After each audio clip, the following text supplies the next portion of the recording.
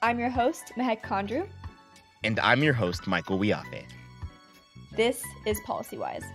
In honor of May being Asian American and Pacific Islander Heritage Month, today's episode will focus on the importance of both identity and representation, and how two women have kept their heritage close to them as they progressed in their innovative careers. This episode and month is particularly important as we've seen a rise in hate crimes across the nation towards Asian Americans, an issue that's long existed in the United States but is brought back in the wake of COVID-19, political polarization, and outright bigotry.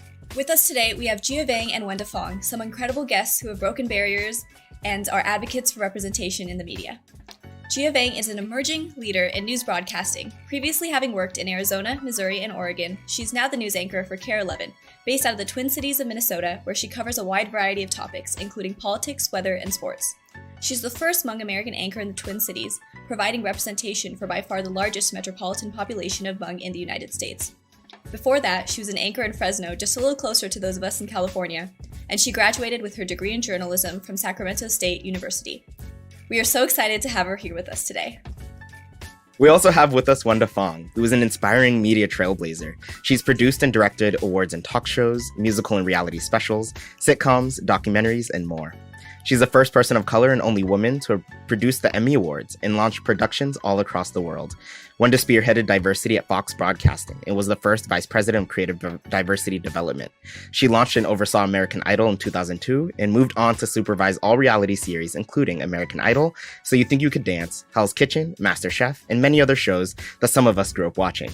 She's the co-founder and chairperson emeritus of the Coalition of Asian Pacifics in Entertainment, which is the largest, long-running, and most influential organization for Asian American Pacific Islanders in entertainment. Among so many other accomplishments, leadership, community service, she's the vice chair of the California State University Board of Trustees and got her degree in Asian American Studies from the University of Southern California. I know that there's a lot more to both of your stories. So would you like to add anything else to your introduction and tell us maybe a little bit of how your identity interacts with you on a daily basis? Gio, would you like to start? Thank you so much for that introduction, Michael and Mehek. I think you did a really wonderful job. I mean, that's kind of the career in a nutshell, and how my identity interacts with my daily life. I mean, I was just telling someone today, the first thing I do when I wake up and walk out the door, especially in this country, is I wake up as a Hmong Asian woman. And so that is an identity that I cannot strip from myself. So it's something that I grapple with and tackle, and as I move in the world every day. Thank you, Gia. And Wenda, the same for you. Thank you for both of you having us on PolicyWise. I really appreciate it and this opportunity. As what Gia just said, it is who I am. And as a person growing up in Sacramento, it was something that was always called upon. When people would see me, they would actually even say, "Gosh, you speak English so well," even though I'm a third generation American. My grandparents came from China over 100 years ago. And so that type of situation actually fired my passion for diversity, inclusion, and equity. And because of that, that's how it formed my community work and actually launched my career in the entertainment industry. So I wanted to get started with the first question we had for today, which was, what does AAPI Heritage Month mean to you? And how do you think it might be particularly different this year? I guess I could go. Wenda, I also didn't know you're from Sacramento, so go Sacktown. Yay! And you went to Sac State. That's fantastic. I did. I know. That's wonderful. I'm also very, very, if I hadn't said this already, so pleased to be on this panel with Wenda today. Thank you so much for all the work that you've done, Wenda. So in terms of what AAPI Heritage Month means to me this year, given all the anti-Asian hate that has happened, unfortunately, that has given us visibility. And I think that that is not how I see AAPI, but I do see it as also this moment of solidarity between the Asian communities. And I've not seen that in a long time. And I think I'm really proud to see people in the AAPI community coming together to support one another. And as we all know, the umbrella of AAPI is so vast. We have so many nuances within that umbrella. We're talking like East Asians, Southeast Asians, like I am. And so I think the experiences and the lives are so different in that under that umbrella. And I think that this year I am just pleased to see the solidarity, and I am disheartened that it had to take a lot of these violent acts towards our community to have that visibility. I agree completely with what Gia said. It really has been, for those of us in the AAPI community, a painful, devastating, heartbreaking past year with this surge, this incredible wave of anti-Asian violence, crimes, the hate against our community. But what has so inspired me and filled me with hope is the gathering of all of our AAPI communities, but also our allies that are standing with us in fighting against this Asian hate. And what I am so thankful for, with the month of May being Asian Pacific American Heritage Month, that it's a time for celebration of our heritage, of our contributions, to shine a light, a positive light. And so what I'm really hoping is that we are turning Stop Asian Hate into AAPI joy for this month, that we can pivot to joy. Coming from a South Asian background myself, it's been particularly difficult watching elders in the Asian community being subject of a lot of hatred, because I know that amongst Asian cultures, there's such a strong emphasis of gratitude towards our elders for the sacrifices that they made for us and all that they've done for us. And so for that, it just makes it so much more difficult and so much harder to see this happening. And so I just like you, I hope that this month can also be a moment of joy and a moment of recognition for all the good that comes from our community. And kind of building off on that, with Gia, your Hmong background being one of the many cultures that fall under this term of being Asian, how do you feel that fits into the month as well? Well, I mean, like I mentioned, I walk out and I'm Hmong and I'm also Asian. And I think that it's interesting because I've had conversations with people and people who are very close to me, because I am such a proponent of, being Hmong and my culture, and I'm so proud of it. I've had conversations with people who say, wait, but you're not, I don't see you as Asian. I just see you as Hmong. And I have to explain to them that unfortunately, living in this country, I am seen as Asian. Like, if you don't know about our cultures and you don't know the different, nuances within those, the Asian umbrella, you're going to see me as Asian no matter what. And so, while I appreciate, the idea that I'm so deeply rooted in bringing my culture to light for other people to learn and understand, I am also, at the end of the day, an Asian person in this country, and that is something that was man-made here in this country. And I think that having to have those conversations right now have not only challenged me, but it's challenged other people to really think about what it means to be Asian in this country. So for me, as I had said, I'm the third generation Chinese American. I studied Asian American studies when I was in college, but my real beginnings of being, I guess you could say, an activist for the Asian American community started when I was in high school. And what I realized was that in order to have the power of all of our communities, we needed to unite all of our voices, that rather than just being identified as Chinese or Japanese or Hmong or Vietnamese, Thai, there are almost 50 Asian American, Pacific Islander, Native Hawaiian communities that make up being an AAPI. And united, that is how we have a strong voice. It is being united. And so that's why it's so important for me that we as the AAPI community, that we stand together.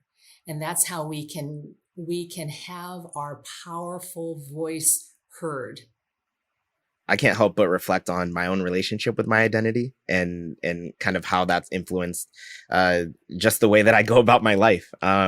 This podcast was in part started when Demi and I had a lot of conversations last summer, and we felt kind of powerless. Like, what do we do? There's protests all across the country, and my community was under attack, and there was so much going on. And so part of that was, well, as young people, part of all that we can do is talk about it and at least broadcast some of our conversations with folks who are making that change for their communities and for others. So this question is directed a little bit towards Wenda, and I know that you produced an amazing PSA to play in movie theaters across the country recently.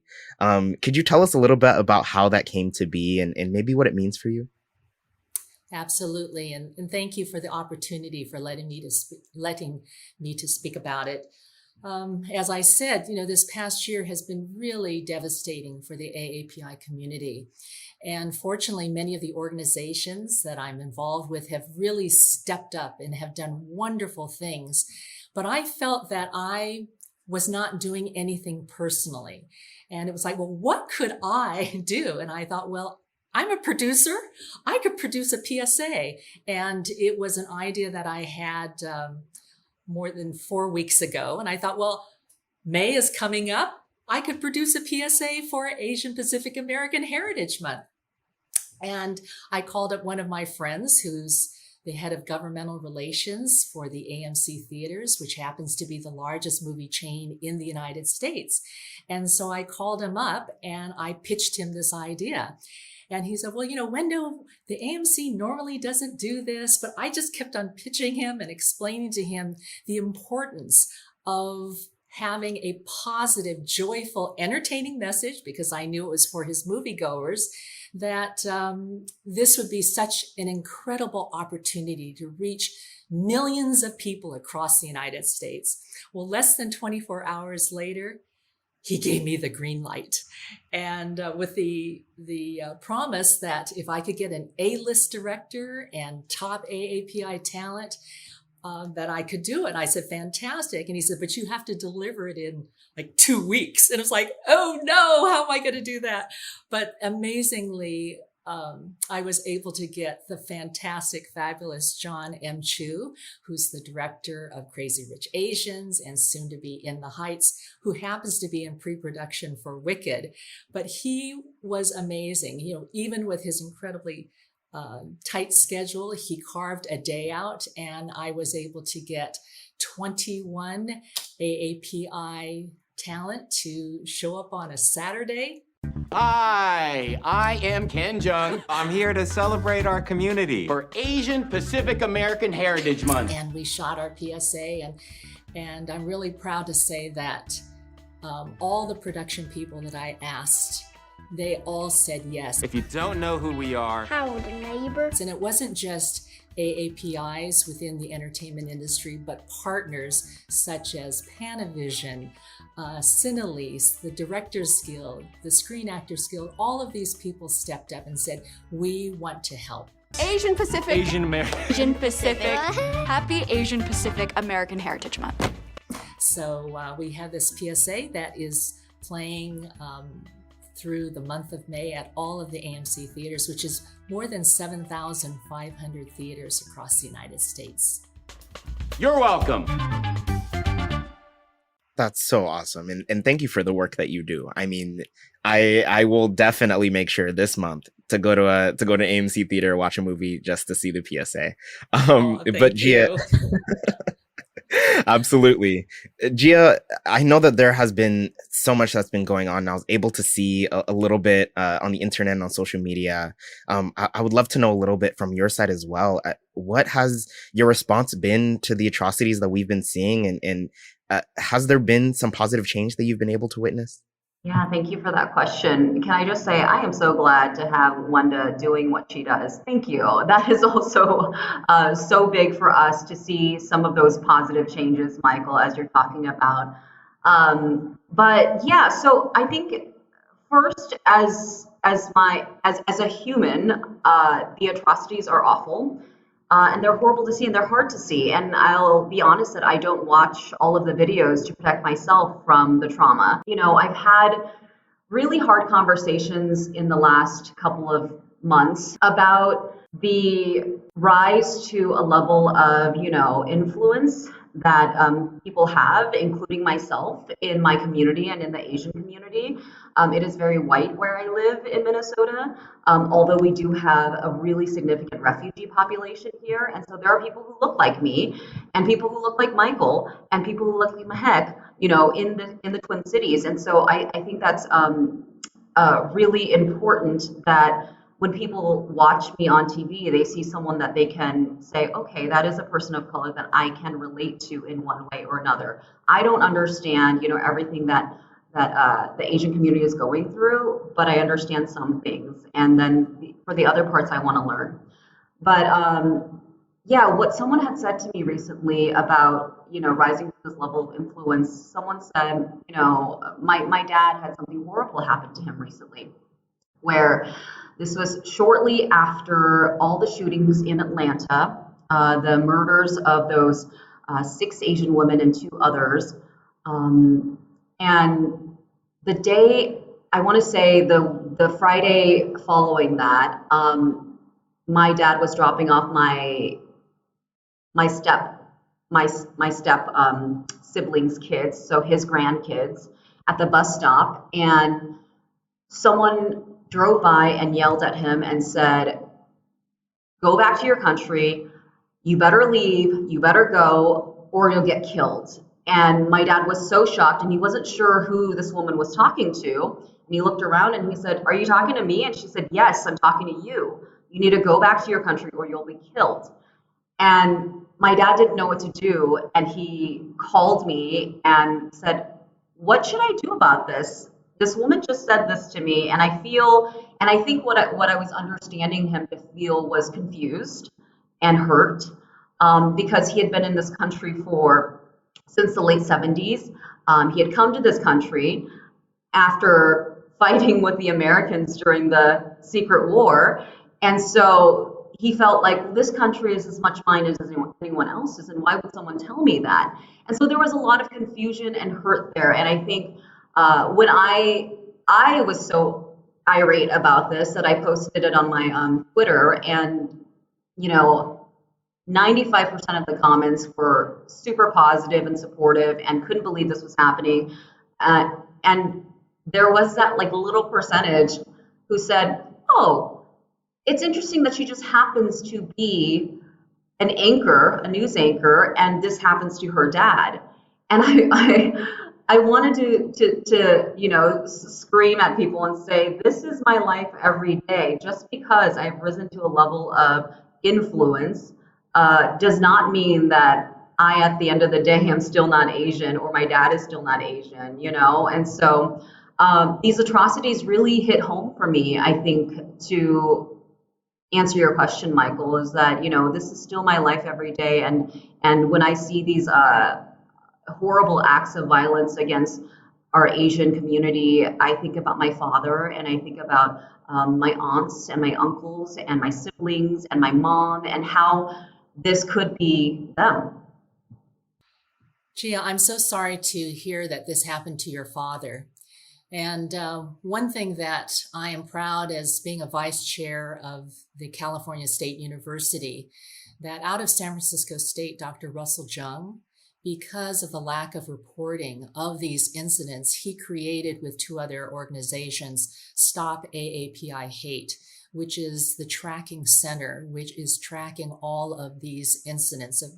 And it's just a matter of, if this happens to you, please report them, because it's important for us to know the level of these Asian hate crimes incidents that are happening across the US. And he just released a report a few days ago saying that from March of 2020 to March 31st of this year, that over 6,600 incidents have been reported. For me, with my dad, it was a lot of education about some of the different organizations like Stop AAPI Hate that are tracking. But it is so awful. And I've said this before, that we have to measure our existence in this way for people to care. But unfortunately, it's the only way that we have when we think about wanting to create policy changes, right? We can show people the numbers and lawmakers the numbers and say, look, this is what's happening to us. And so, Wenda, I appreciate you mentioning that and a way to report. I know that, Wenda, you talked about how you are, I believe, a second, third generation American, and how you have this connection to your culture, but you also are very much an American. And I think that something people don't realize is that being connected with your heritage, your background, doesn't make you any less of someone who sees this country as their home and who deserves to be here. And so I think that a lot of that comes from the way that our stories are told. I know that Gia talked about her Hmong identity, but also how a lot of her identity has been shaped by other people's perception of her. And so that kind of ties back to our stories being told by other people. And so when you're working in production and in media, what is happening to change to allow the AAPI community to take charge of the narrative, and what needs to happen? That's such an important question, Heck, and so thank you so much for bringing that up. When I was growing up, watching television, the only Asian person that I saw was the Calgon lady. My husband, some hotshot. And she actually was speaking disparagingly to her husband. Here's his ancient Chinese secret: new improved Calgon. So although I would be so happy when I would see this commercial, We need more Calgon. I would also cringe. Ancient Chinese secret, huh? And even as a kid, I used to make my mother and my siblings stay in the movie theater to watch the movie credits, because if I saw a name that looked like it was Asian, which was extremely rare, we would cheer. And so the importance of representation is so important, because otherwise we are invisible. We are not represented. And so, starting in 1974, you can imagine the changes that I have seen over the decades. And it's one of the reasons why I co-founded CAPE, the Coalition of Asian Pacific's Entertainment, which was to empower those who are in the entertainment industry who happen to be AAPIs, but also to grow that next generation. And so what we are seeing now is a generation of writers, producers, directors, people in front of the camera and behind the camera, telling their own stories. But even if it's not their own specific stories, there is representation of people of color on screen. And there was an incident that I had heard from a parent who had seen one of the videos that CAPE has produced called the I Am videos, where we would have celebrities talk about their personal stories of who they are. And it was shown at this camp for children, specifically for children who are Korean Americans, and many of whom are adoptees, and their adoptive parents are not Asian. And these wonderful parents send their Korean American children to these camps to learn the Korean culture. And one of these parents told me the story where they were reduced to tears because their son had never seen any Asian male celebrities who talked about themselves. And for the first time in his life, he felt pride in being a Korean American, Asian American child in the United States. And so that's why I think it's so important that we see ourselves. If you don't see yourselves, you don't think you can become that. You don't think you can become a senator, as with Senator Duckworth or Hirano, that you could become a vice president like Kamala Harris. If you can be an Oscar nominee such as Stephen Yun, and it just goes on and on. What I also want to say is that we in the AAPI community must support our product. If there is a television show, a movie, a book, a person running for office, we must support them. We have to support those so that you of the next generation can see themselves and see that there is a pathway that has been cleared. And also, I think it's incredibly important that for those who are following, who are standing on the shoulders of Gia, who are standing on the shoulders of me, that next generation be aware of that and that they extend a helping hand to that next generation. Wow. I mean, so much of what you're saying, everyone is saying, is resonating with me in a little bit of a different way, but I'll out myself a little bit and admit that when I was younger, because of the media, I was afraid of people who looked like me. I wasn't born in this country. I was born in Ethiopia and immigrated here when I was a young child. And my dad is from Ghana and my mother's from Zambia. So it was almost like, I don't know how to describe it other than we didn't know much of the Black community outside of the media. And so growing up watching some shows, especially on TV, where, Black people were criminals. They were doing drugs. They were aggressive. And so, I look back on me as a child and can remember seeing people who look like me and being somewhat afraid. So I just wanted to kind of bring up that point as kind of the importance of representation in media and the proper representation, not just there being, a person of color on the screen, but there's a person of color on screen doing something incredible. Just a few days ago, I actually finished a show on HBO. Maybe some of you on the call have watched it. If not, then I'm alone and happy to sing its praises. But I just finished Warrior, season 2, which was incredible. So the show Warrior, is actually based in San Francisco. I think, late 1860s, 1870s, and really is about the story of immigration from China.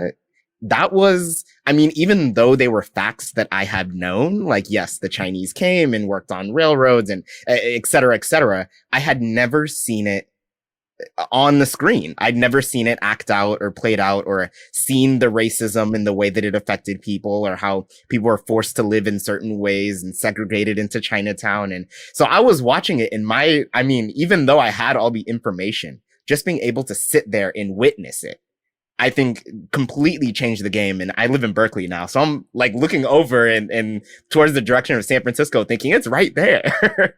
and I think sometimes that's something that can go, kind of over our heads. So I guess moving forward in the conversation, I'm really curious, what's next? What needs to happen now? What are things that folks should be thinking about? I know policy kind of came up a little bit. Gia brought it up. Maybe what policy needs to be considered or what practices need to be changed. What is something that it's top of mind is something that needs to change in order to improve the conditions? Yeah, I think that's a really big question. As I think about that, I think about, my conversation with Dr. Erica Lee, which in the Twin Cities, we're so fortunate to have her at the U of M. She is the historian of Asian America. And we were talking the other day and I asked her too, what do you think needs to change? And Michael, to your point about not really seeing or not really learning about the Asian American experience growing up and having to see and shape your ideas through movies and media, we talked about education and we talked about how that not only needs to be taught because, to be honest, I had my first Asian American course in college, and she said we can't just be teaching this in college. We have to be teaching this K through 12. And she also said that conversations like this, right? And I agree with her, is that you have to have these conversations with people in your family. You have to have conversations like this with work. Specifically to media and news media, I will say that there definitely needs to be a change when we look in our newsroom and we have issues that come up. For example, when the Atlanta spa shootings happened, people were quick to say in our newsroom, oh, police said it's not race related or race motivated, so let's just skip that story today. Let's do this other story. And there were not enough people in the newsroom to speak up who are Asian, who said, this is my experience, this is my lived experience, and I know that police are saying this, but they also are not Asian. And so to have people in the newsroom to speak up and say, here, let me help you understand. And unfortunately, we don't want to be those people to have to explain our existence to others, but sometimes that helps move the conversation forward, right? And so just having a diverse newsroom, and I also don't mean that in just having people on air that look like me, because I think that that's maybe insidious and that you just have optics that look like you are diverse. But really, when we get to the root of the problem in these newsrooms, when it comes to diversity, we need to hire people who are decision makers, who are news directors, who can make decisions about day-to-day coverage, who are news managers, who are GMs, general managers of news stations, and we need to start thinking about hiring decision makers and not just people on air who may look like the company news station is being proactive when it comes to diversity. And then I also think specifically for my industry that there needs to be a better pipeline. There's a lot of mistrust with the media, and not just in general, but in communities of color too. Because historically, communities of color, I don't think feel like they have been represented well by the media, and there's not been those stories that show exactly what that community is and how they live. And so I think that we need to also create a pipeline for building trust with communities of color, and create a pipeline for, once we build trust, we can get people into the pipeline of this is our company, for example, my company, and we can put you in this pipeline if you're interested in journalism, and kind of help you, guide you along the way. And that's really important for when the companies are looking to hire someone, to say, oh, we've had this person that we've known since their high school years, and let's grab them because they've done amazing work for the last 5-6 years in our company's programs. And so those sorts of things I think are really important too. But yeah, that's a really big question. I mean, there's so much that can be done. I agree completely to what Gia was saying, is that we need representation. We need representation across every avenue of industry, starting with our cabinet for the White House on down. And again, education is the key. And as Gia was saying, that yes, we need to have ethnic studies taught in K through 12. Not only just in universities. And I'm proud to say that with the CSU, we are starting in the fall a requirement that ethnic studies course must be taken for graduation from the California State University. But that's just a start.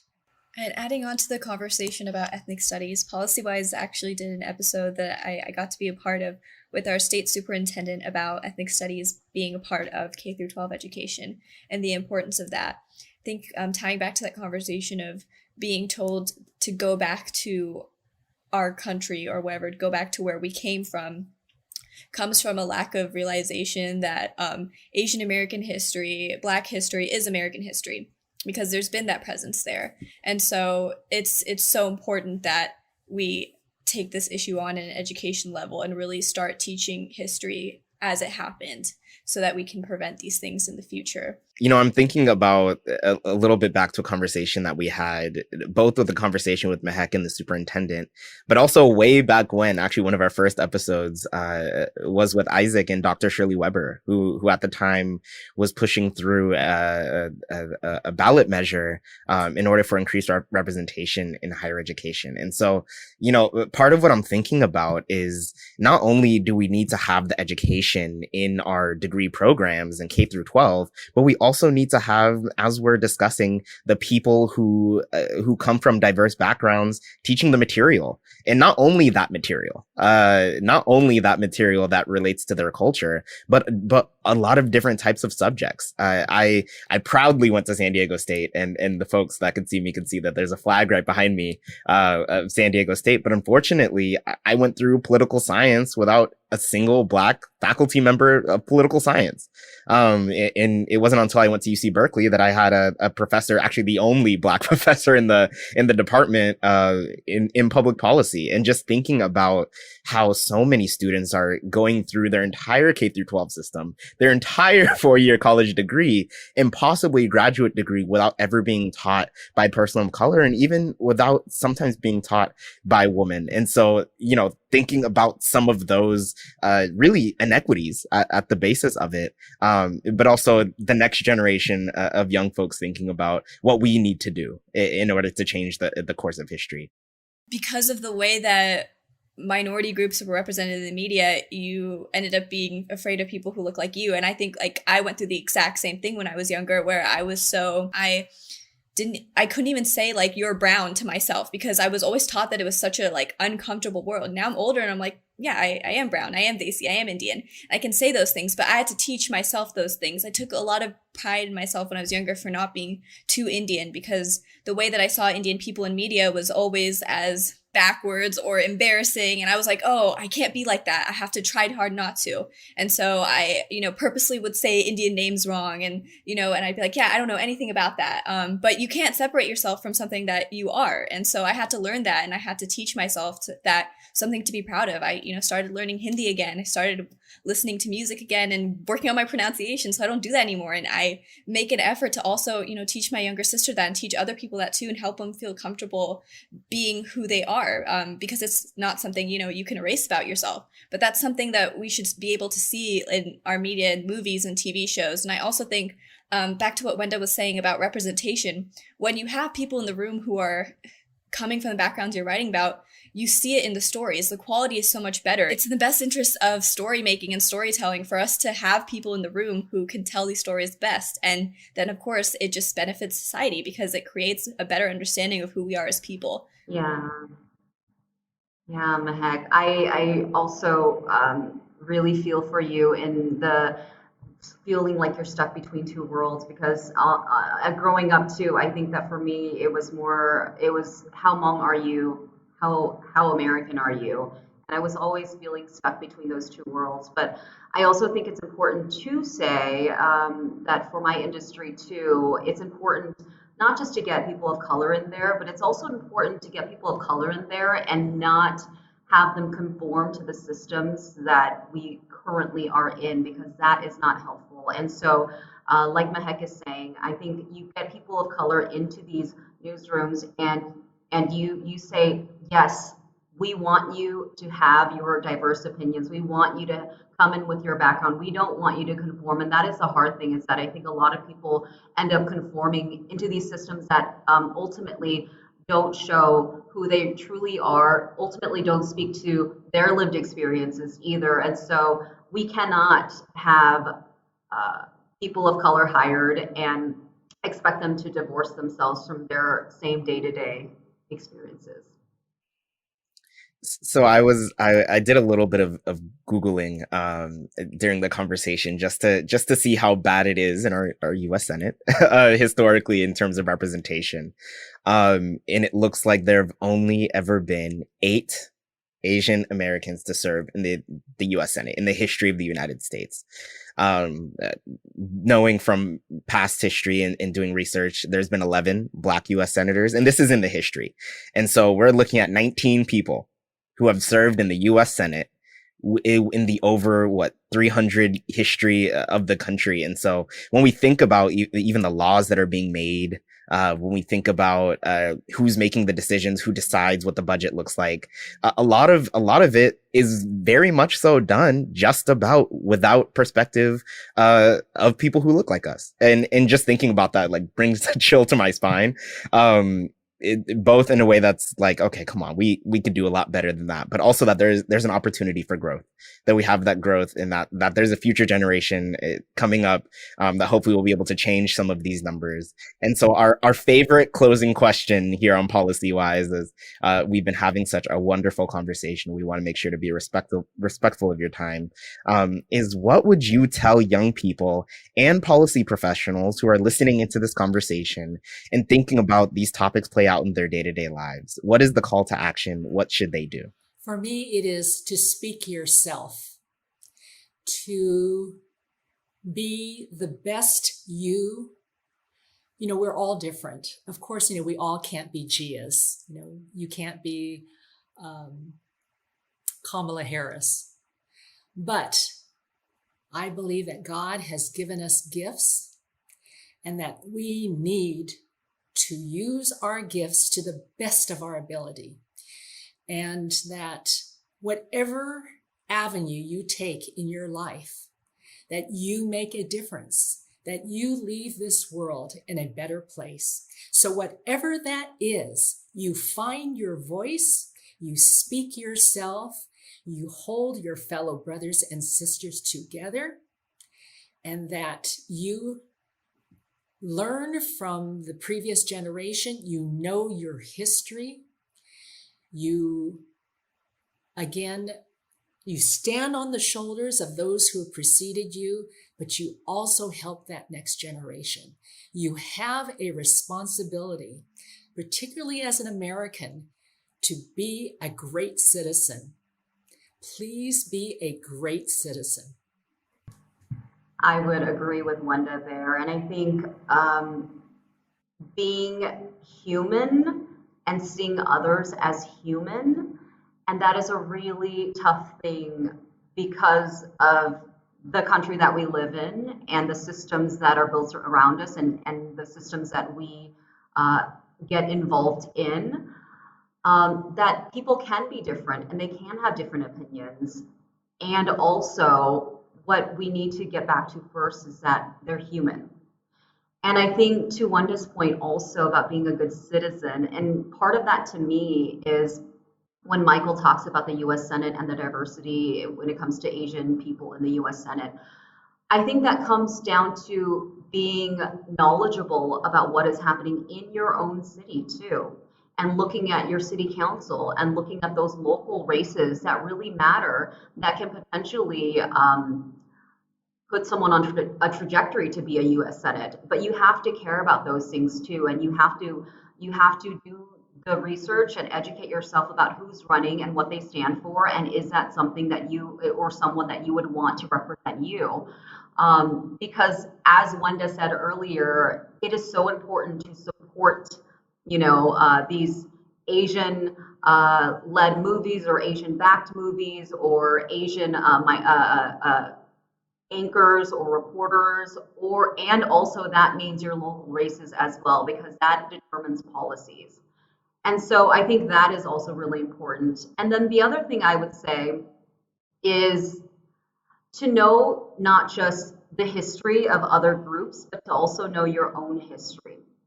And I say that because a lot of the times I run into white people who say, oh yeah, I'm just white, just a regular old white person. And I always say, but you were something before you came to your family was something before they came here, right? Unless you were indigenous. But I always say, but your family was something before you came here. And so when I think about, for example, the Irish who left because of famine and people were dying in their families and there was no food and they came here and there were horrible acts that happened on their ships here. I think when you become so far removed from your own history, you don't feel what other groups are feeling. So instead, maybe you just feel sorry for them, or you feel, it's more like we're trying to figure out how to move from sympathy to empathy and then action. And so when you can feel and understand and know that, oh, 3 generations ago, 4 generations ago, this is what my grandmother had to go through. This is what my grandfather, my great-grandfather, great-great-grandfather had to go through. And you feel those within yourself, you can then better understand and relate to other people of color who say, these are my experiences every day. These were my parents' experiences. And when you talk to a person of color, there's much more understanding there. So I would also say to people who don't know their own family history, to really dig into that. And that might open some eyes a little bit more. Exactly. I think the ideal would be an environment where people of color feel like they can say things and be heard. And so when articles are written in the future about different culture, people are, they keep in mind what was said, and they're able to be cautious of the way they talk. Because I think that a lot of things we see, a lot of issues in insensitive articles often come down to rhetoric and the way that we talk about different people. And that to me is the most obvious way to tell that a person of color's opinions weren't being considered, or that person's background, who the article is about, wasn't being taken seriously. And so I hope that in the future we're able to listen, and then our work is able to reflect that. Mehek, Michael, thank you. Wanda, I'm so glad that you were on this podcast with me. Thank you so much. Oh my gosh, it's been an honor and privilege for me to be on this program with all of you. So thank you so much. Thank you so much, Gia and Wenda, for your words and for coming here today and speaking with us. In my 17 years of existence, I guess, some of the most influential moments, the ones that really made me want to speak and share my opinions, came from listening to other people and realizing I could do that too. And so that's kind of where I want to leave us off today. I hope that everyone who's listening feels encouraged to go to learn their history, or to start working towards doing good and doing something they care about. That is all for today. Thanks for joining us on another episode of PolicyWise. We are your hosts, Michael and Mehek Kondru. PolicyWise is a production of Youth Leadership Institute in partnership with California Forward and their Young Leaders Advisory Council. Youth Leadership Institute makes sure young people are at the decision-making tables across California. And California Forward leads a statewide movement, bringing people together across communities, regions, and interests to improve government and ensure that the economy works for everyone.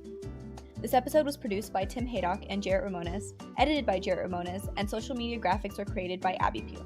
The music was sourced from artlist.io. If you want to find more great youth content, check out yli.org and be sure to subscribe to PolicyWise on iTunes and Spotify or wherever you get your podcasts, and leave us a review. It really helps. To discuss this episode, engage with us on Instagram, Twitter, and Facebook at PolicyWisePod, and hashtag your discussions with #PolicyWise. See you next time for more youth voice and policy discussion here on PolicyWise.